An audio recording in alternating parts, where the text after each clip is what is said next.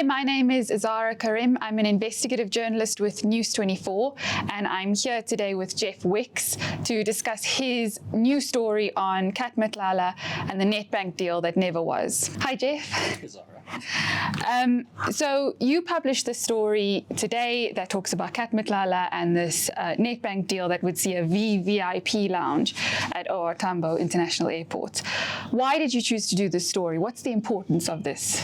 I think when we talk about someone like Cat Matlala, he's someone that, at least for me, never ceases to amaze.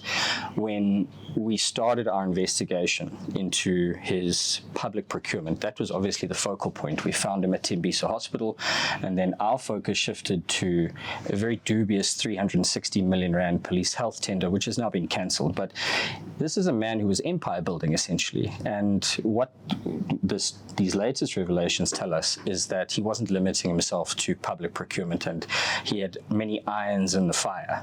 And, imagine a scenario now where Cat Matlala is in charge of security screenings and customs controls at one of the nation's most sensitive key points. And this is important because, as he's currently framed, he is someone who's deeply entrenched in the criminal underworld. He's before court facing a raft of criminal charges. And if we go by KwaZulu-Natal Police Commissioner Nhlanhla Mkhonazi's allegations, he's central to the capture of the police. So had this deal gone ahead, number one, he would have been extremely wealthy. The documents that we obtained tell us that he was looking for at least 70 million rand a year from Nedbank to make this deal work. And on top of that, he then has access to areas of that airport which are completely off limits and guarded closely for a reason. He would have had unfettered access to both land and air side of that facility. And when we consider who he is now, it's amazing that Nedbank ever even entertained these talks. Yeah, because one thing that stood out for me in this story was that you can clearly see Matlala's game plan here. He wanted that access, and he talks about screening, and he talks about the Civil Aviation Authority. What would that have meant for Matlala? So, our story is based on a pitch document, which basically sets out his entire plan for building this lounge, and it was a document which was sent to Nedbank in the lead up to a string of meetings and even a site visit. And basically, he called it the Green Lounge. So it was pitched as a business lounge like we see at airports now. But the difference is, in the content of the pitch document, it was actually a terminal, because in no lounge will you have customs officials or agents. In no lounge do you have security checks and screenings. And the uppermost echelons of Nedbank's clients, the VVIPs, they would be chauffeured from the lounge, which was set at the cargo terminal at OR Tambo International Airport, to the steps of the plane. So it would mean that he would be able to drive onto the tarmac and on the land side as well. And when you consider the intimations that he's part of a drug cartel, obviously that carries some different meanings. But something that also sticks out for me is just how duplicitous he is as a human being. He's a liar. And, we've proven it in our investigation already, but this document goes further, because when you look at every business endeavor that he embarked on, he tailored himself as having experience in that industry. So with the SAPS tender, if you read his tender documents, he is, by his own definition, the foremost individual when it comes to occupational health and safety. The SAPS had to give him that tender. And if you read this document, it's very different, because now he's the foremost in the private security sector.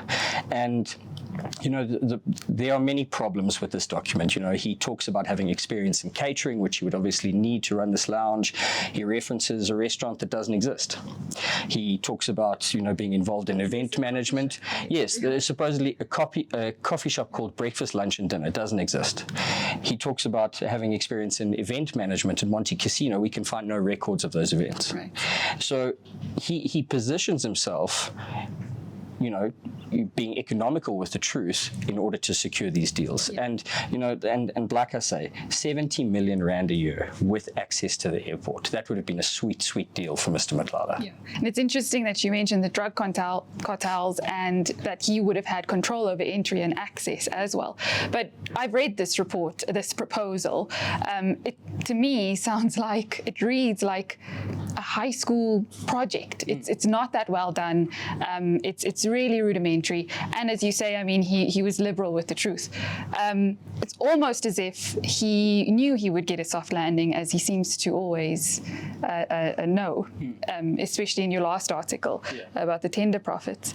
This story brings into the fore the private sector, as you were talking about. Have we seen this before in Matlala's story? Not particularly. Every day we learn more and more about this man. And, our initial focus was on his overtures into the state, where he made a lot of money and he was very successful at doing that. The private sector is a different ballgame entirely. And it appears that he was really trying to maintain his lifestyle. And, the timing of this is important and it's important for Nedbank, because they essentially entertained this man, went to a series of meetings, even went to a site visit, when they knew he was the person behind this company. And months prior, our investigations into Tembisa Hospital had named him not only as being a beneficiary of those contracts, but dubious contracts, and also his illegal use of blue lights, which has now come before the Madlanga Commission. So on anyone's reading, this is not a savory individual, yet one would think that a responsible organization, and especially banks, because banks are, typically risk averse, one would think that they would have done their due diligence, but they proceeded down this road, and ultimately it amounted to naught. But, it's interesting for me to look at the Cat Matlala of 2.5 years ago versus Cat Matlala now. Back then, he was pitching to Nedbank. He was in a firm footing to score nearly 100 million rands a year worth of cash. Now he's in the Ebongweni super maximum security prison, locked up in a cell for 23 hours of every day, facing a raft of criminal charges for a string of botched assassinations. And that's not even talking about the corruption investigation, which is going to knock on his door soon, for his dubious police tender.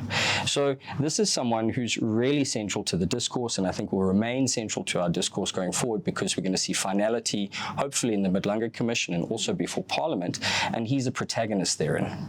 And speaking of the Madlanga Commission, I mean, last year Nedbank was made to pay 600 million to Transnet over state capture link deals, but by and large, banks seem to continue to do business with crooks. Now, we don't know if Nedbank knew about Matlala's businesses, but they ought to have known. Do you think this warrants the appearance at Parliament or Madlanga? I'm not sure. What we're seeing before the Madlanga Commission is really sort of ring-fenced to his engagement with senior police. And perhaps someone could make a case that this deal could be examined, or this failed deal could be examined, because this is the type of deal that is structured with someone who has influence. And it appears to me that at least Vusimusi was projecting the image that he had influence at the airport, that he was able to actually get this project off the ground. Yeah, and security. Now, when we talk about the police tender, and that's basically the genesis of the Madlanga Commission and how he managed to score that. That's been the sort of the starting point for all the fallout that's followed. But I think it's going to come down to time.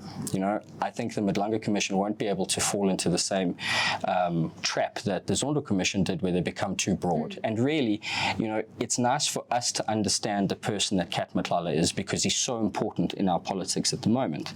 And it's also about accountability, because bear in mind, he was first flagged by Babita Deokaran at Tembisa Hospital in 2021. We wrote about him early in 2023.